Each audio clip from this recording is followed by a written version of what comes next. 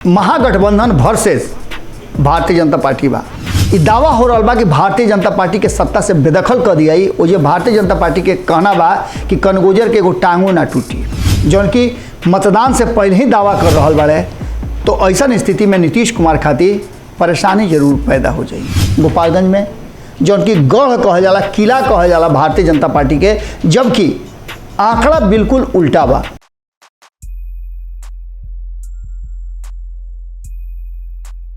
यह लड़ाई के परिणाम आई, चुनाव आ गई बा, फिर से नया इश्तेहार आई। गोड़ लागतनी हियरा से अभिनंदन बा रुआ लोग के खूंटा ठोक पाओ, फिर रुआ लोग से माफ़ी मांग के तब खबर शुरुआत करब विश्लेषण के, जना में रुआ लोग के बिहार के राजनीति में आवे वाला जौन समय बा और ख़ास करके जौन 2 सीट के उपचुनाव बा, वो परिणाम से बिहार के का बदलाव हुई, बिहार में का बदली।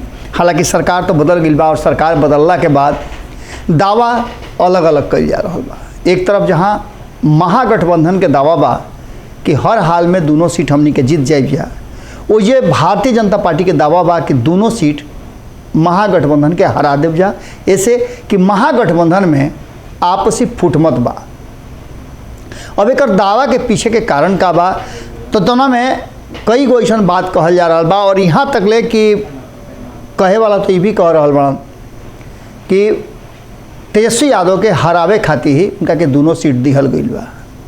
लेकिन ये सबके बीच में तेजस्वी यादव के दावा बा कि वो अब की हाली जौन सीट उनका लगे ना रहे ओकरों पर चमत्कार करी हैं और गोपालगंज के सीट जीत जी हैं। लेकिन उनका दावा के और जौन जमीनी हकीकत बा ओकर अभी तक ले मेल नहीं खे खाद। तेजस्वी यादव के जज्बा निश्चित रूप से बा, युवा बाणन, और साथ साथ उनका अनुभवी नीतीश कुमार के साथ भी मिला था। लेकिन साथ कितना मिला था ये बात बहुत ज़्यादा महत्वपूर्ण हुई। गोपालगंज में जौन कि गढ़ कहल जाला, किला कहल जाला भारतीय जनता पार्टी के, जबकि आंकड़ा बिल्कुल उल्टा बा। हालांकि एक बात इहो कहल जाला कि गोपालगंज में जौन जीत हार के अंतर होला, समीकरण होला, ओकरा में वैश्य समाज के बड़ा भूमिका होला और वैश्य समाज अब तक भारतीय जनता पार्टी के साथ खड़ा नजर आई। सुभाष सिंह लगातार वजह से चुनाव जीतल अले और अचानक उनका इंतकाल भइला के बाद उनका पत्नी ये चुनावी मैदान में खड़ा बाड़ी। जीत हार से पहले ही दावा कल जा रहा बा कि के जीती के हारी, और वो मतदान से पहले ही परिणाम सामने आ गई बा। मोकामा में जे कुछ भी चल रहा बा वो जानता नहीं, लेकिन मोकामा से बेसी अब के लिए चर्चा में गोपालगंज आ गई बा। ऐसे तो मोकामा हर चुनाव में चर्चा में रहत रहे, लेकिन दोनों सीट पर जौन चुनाव होता ओकरा में अलग अलग परिस्थिति बा। मोकामा में चुनाव होके के परिस्थिति बा कि मोकामा में अनंत सिंह के सदस्यता समाप्त हो गई बा, उनका सजा के घोषणा भइला के बाद, सजा के ऐलान भइला के बाद। जबकि गोपालगंज में भारतीय जनता पार्टी के जौन विधायक रहन और मंत्री भी रहन नीतीश सरकार में, उनका इंतकाल के बाद ओजा चुनाव करावे के जरूरत भइल। इस सारा बात के लेख करके जौन चुनाव के रणनीति बा, वो रणनीति में महागठबंधन और खास करके तेजस्वी यादव के जौन बयान आयल है, वो बयान एक तरफ इशारा कर रहा, बिना नाम ले ले वो भारतीय जनता पार्टी पर इशारा कैले है। भारतीय जनता पार्टी उनका के कमजोर करे के कोशिश करता है, वोट काटे खातिर कोई के खड़ा कैल गई बा, और उनका इशारा के तरफ बा इरुआ पहले से जानता नहीं। साधु यादव के पत्नी इंदिरा देवी भी वहाँ से चुनाव लड़ता रही बसपा के टिकट पर। और हम बार बार एक ऐसे चर्चा करता नहीं कि एक तरफ जहाँ लालू प्रसाद और राबड़ी देवी के साथ लंबा समय तक बिहार के राजनीति और सरकार में खड़ा रहे वाला साधु यादव पिछला 1 दशक से लालू परिवार से बिल्कुल अलग बढ़े, लेकिन उनका कहना बा कि समय समय पर जब वो लोग के जरूरत पड़ेला तो हमरा के खोज लेवे ला लोग। राजनीतिक रूप से दोनों अलग हो गई बाड़े, और तेजस्वी यादव के जब से हाथ में कमान आइल बा तब से और ये दूरी थोड़ा बढ़ गई बा। ये सारा बात के लेकर के जहाँ इंदिरा देवी जौन की तेजस्वी यादव के मामी है, वो दावा कैले बाड़ी कि अब की हाली एने ओने ना हुई, जीत उनके हुई। जैसे 2000 में उनकर पति जीत रहन, वैसे ही 2022 में वो जीत के आई हैं। और उनकर दावा के पीछे कारण बा कि हमरा सब समाज के वोट मिल रहा बा, खास करके जो जाके समीकरण बा MOI समीकरण, वो समीकरण के लेकर के नीतीश कुमार और तेजस्वी यादव आसान्वित बढ़े कि वो चुनाव जीत जी हैं। लेकिन इस समीकरण तो पहले भी रहे, लगातार पिछला 4 चुनाव से सुभाष सिंह और भारतीय जनता पार्टी जीतत आवत रहे, तो वो घड़ी इस समीकरण का भई रहे।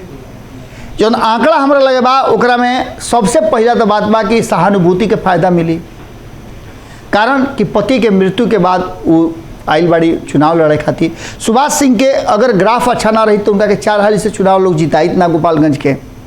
गोपालगंज में जौना तरीका के वोट के आंकड़ा बा ओकरा में 2000 में अनिरुद्ध यादव उर्फ साधु यादव चुनाव जीतले रहन।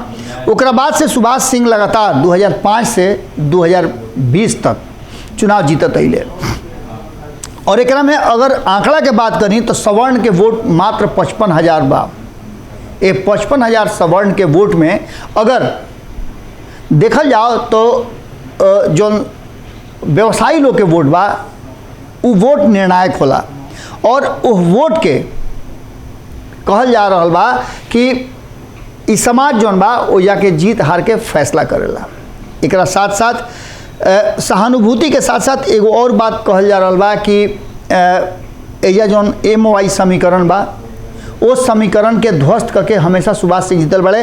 तो अबकियो हाली 55,000 सवर्ण और एकरा अलावे जौन वैश्य समाज बा ओकर अगर मिलान हो जाई, लेकिन अब की हाली तेजस्वी यादव ऐसा दाव खेलने बड़े कि मतदान से पहले ही वो जीत खातिर अपन गोटी फेंक दिले बड़े, पासा फेंक दिले बड़े। अपन उम्मीदवार उतरले बड़े मोहन प्रसाद गुप्ता ओजा के जानल मालूम चेहरा बड़े, और ख़ास करके वैश्य समाज से आवे के चलते जो उनके निर्णायक वोटर बा वो तरफ से उनका फ़ायदा मिल रहा बा।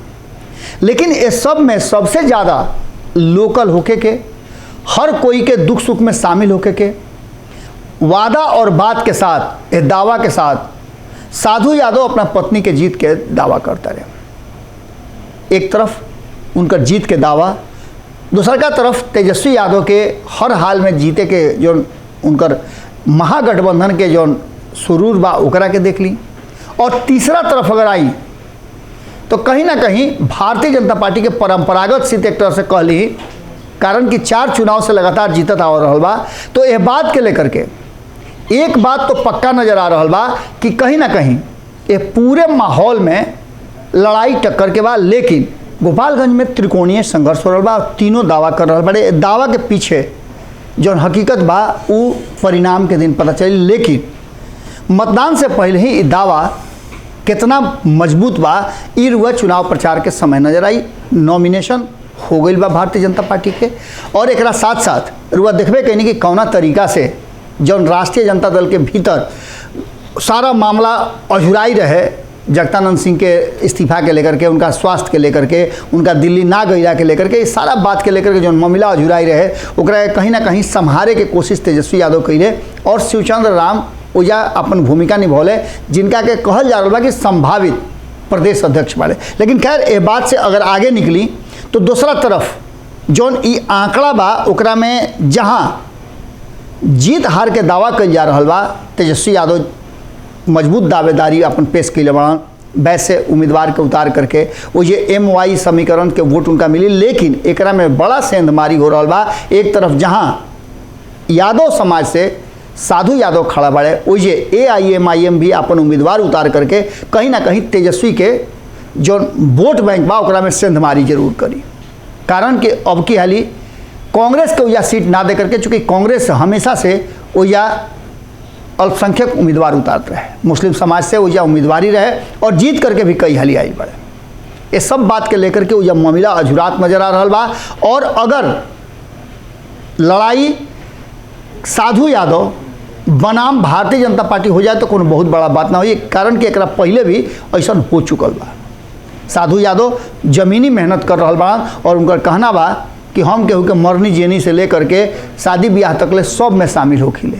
लेकिन तेजस्वी यादव के एरिया के 4-5 आदमी के नाम ना बता सकले, ना उनका परिचित बारे।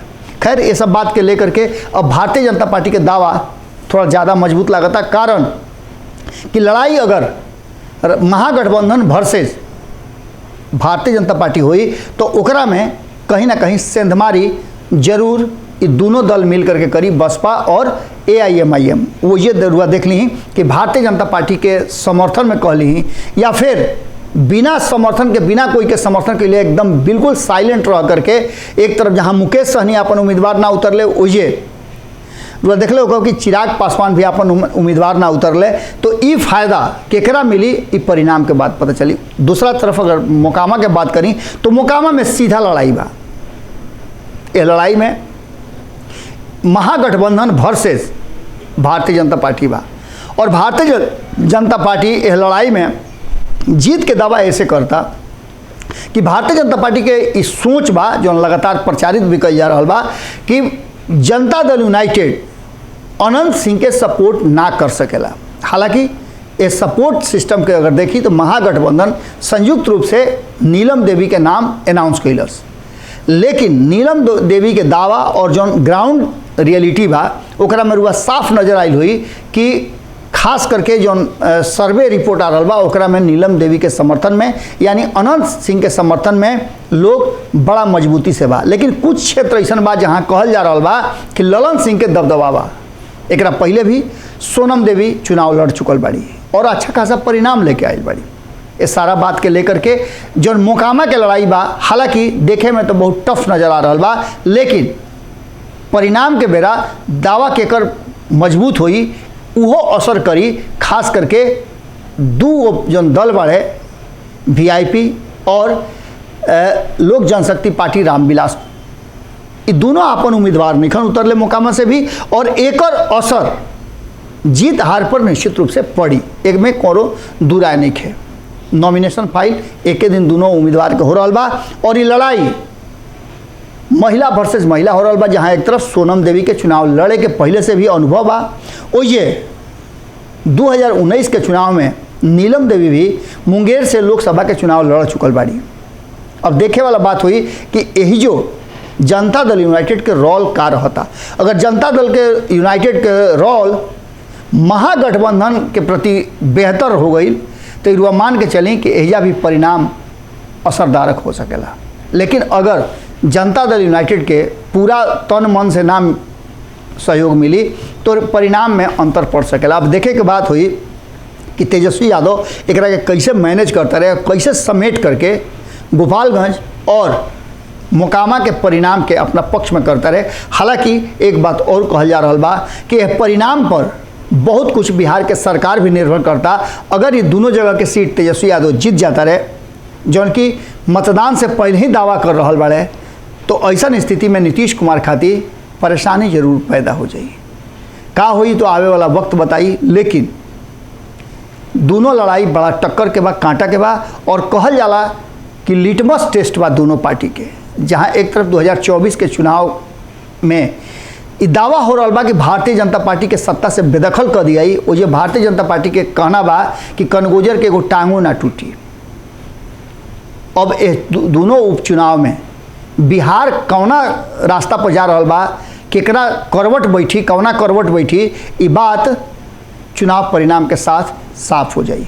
केकर दावा मजबूत बा ये बात वही घड़ी पता चली, लेकिन दावा सबके मजबूत बा। आज के खुटा ठोक में वो लोग से एजे विदा लेब ये आशा के साथ कि अगर निमन लागल तो कमेंट बॉक्स में अपन विचार जरूर देव सब है। और खुटा ठोक 10,000 सदस्य के परिवार होके जा रहा बा। तनी मनी रुआ लोग अपना हित नाता गोतिया पटदार संगी सलेहर से अगर खुटा ठोक के सब्सक्राइब करे खातिर कह देव तो हमनी के 10,000 परिवार के सदस्य हो जाए। या ओकरा बाद और भी हमनी के चर्चा और बात बतकही हुई। गोड़ लागत नहीं।